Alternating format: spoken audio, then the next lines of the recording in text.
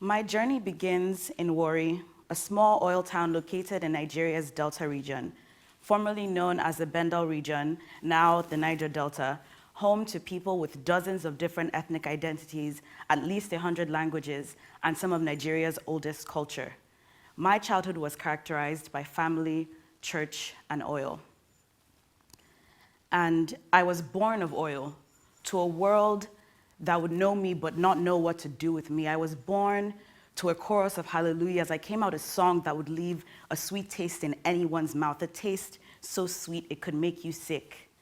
And my name in my youth was pretty because you see, back then I had skin like caramel. And that's all I was to some, pretty and Yoruba and youthful. And as a child, I found that my mind did not wrap around itself by itself. I was a product of sight and sound, a product of too many thoughts, thoughts that no words could ever express because I was too much, even as a child. So much that my fire was snuffed, like the only candle lighting up a pitch black room, like a puddle of clear water in the middle of a desert.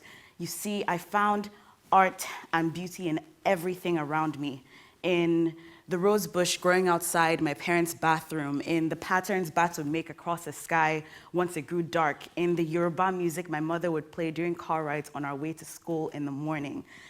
In art, a child found solace from a demon she never knew existed till her childhood had passed and he was too big to contain. But then I found that I could create art like that around me, and I was ecstatic and I was whole, and then like a dry vine I snapped. I was reminded that I was a product of my environment. I was reminded that who I was had been decided for me before my first cry as a baby, before my feet could touch the earth, before I could decide what would make me smile and what would make me cry, before I could decide to make myself realize that youth in a bottle would be the most expensive and valuable thing in the world, and before I could decide to associate my youth with power. See, being young in Nigeria taught me that having nothing at times means treating what you do have like it's everything, because yes, the world is your oyster, but those things snap shut at the slightest provocation. And being young in Nigeria taught me that before I was a child, I was a girl child, something my parents tried to hide from me, to conceal me from before the world would take me as hers and not theirs. Because you see, to be a girl child is one big apology. Apologies for the original sin of our common ancestor. Apologies for hips and thighs and other body parts I really didn't ask for. And so my parents shielded me. My father empowered me with words, my mother with a map, and the world with the knowledge that in all this I'm a speck in a giant watercolor, a speck whose worth would ultimately lie in how many children I'm able to reproduce. Wow. Folabomi, you're not looking like a child anymore. You know, I think your siblings should start calling you auntie. You know, when you wear that dress, maybe you should, push them up just a little bit more. I think she needs to cover up more. And, don't be so inviting, but don't be so mean, calm down. My mother went through it. You should be able to go through it too. I'm looking for a girlfriend, not a feminist. If I wanted someone who would talk over me, I would date a man. And that's just a sample. And I've had a good life. Fact, the age of consent in Nigeria as of right now is 11. Fact, there have been less than 50 rape convictions in the country since 1960. Fact, the majority of Nigeria's female population will be married before the age of 18. Those are the people without parents like mine, without a family like mine. And sometimes I think to myself that had I been born at a different time or to a different mother, to a different father, I might not be standing here, talking to you all today. And how do you get yourself out of a situation like that? You'd think to yourself, you'd figure out a way out, right? But it's really not that simple. You see, being young and being born and raised in Nigeria can be likened to growing up in a small town here.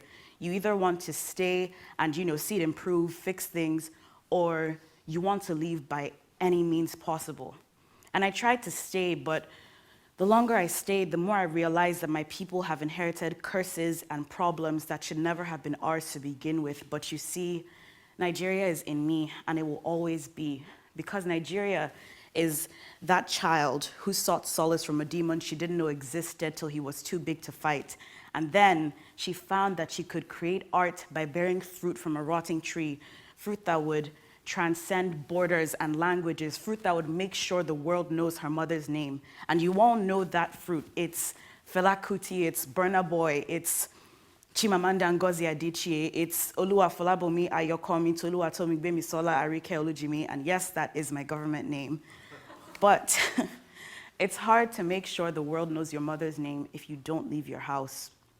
And so my father armed me with words, my mother with a map, and I left the only place in the world where the water guarantees me clear skin, where a single day's journey allows me access to the graves of my ancestors, where the music strikes my back and makes me sit up straight and walk like I'm 6 feet tall, and come to a land where my womanhood is weaponized right next to the color of my skin.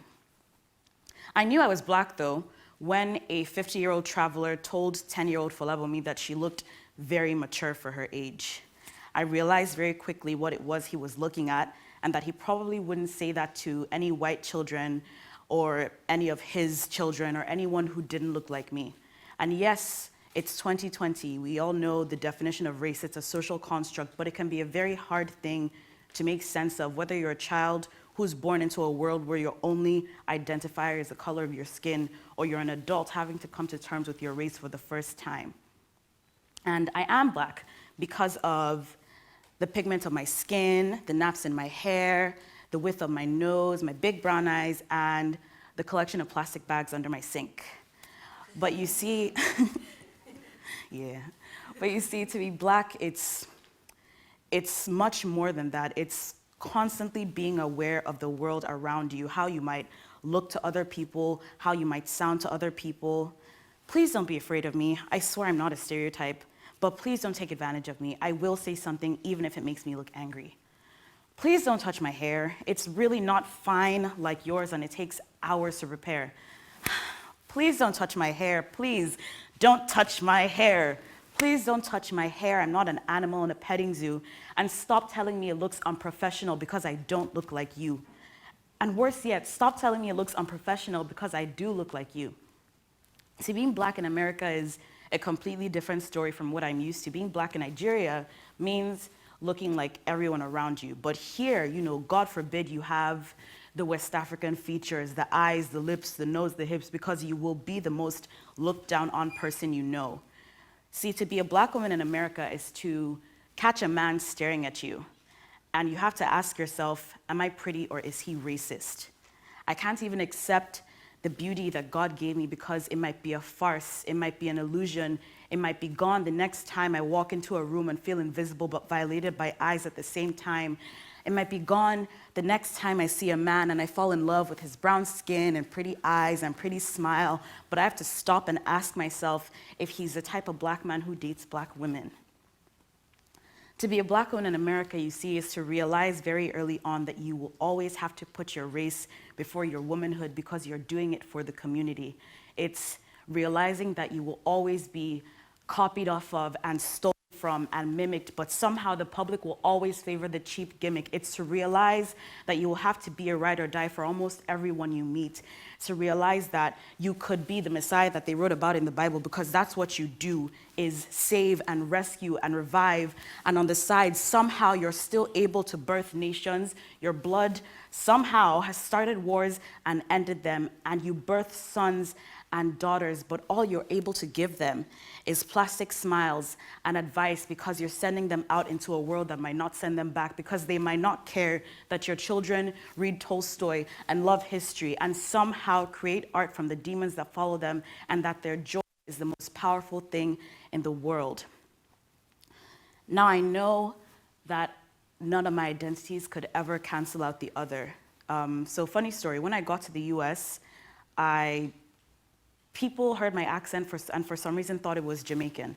I don't know why, but that prompted me to stop using it whenever I could remember to and start using an American one. So I took on an American identity and had to really take the time out to rediscover my Nigerian one.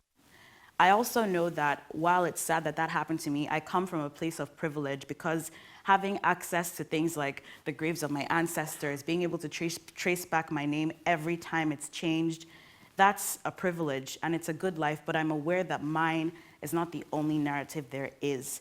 Everyone you meet has a billion stories to tell you when it comes to their identity, whether it's the bodega man, the bus driver with an attitude, your classmate who has been in the back of the class for 4 years and still hasn't said anything. If you ask these people, who are you, they might not stop talking in the next week. So akin to what Chimamanda said, I'll leave you with this. The danger of listening to a single story and really, really believing in it is that it closes your eyes and ears to all the beautiful other ones that might exist, and that includes your own. Thank you.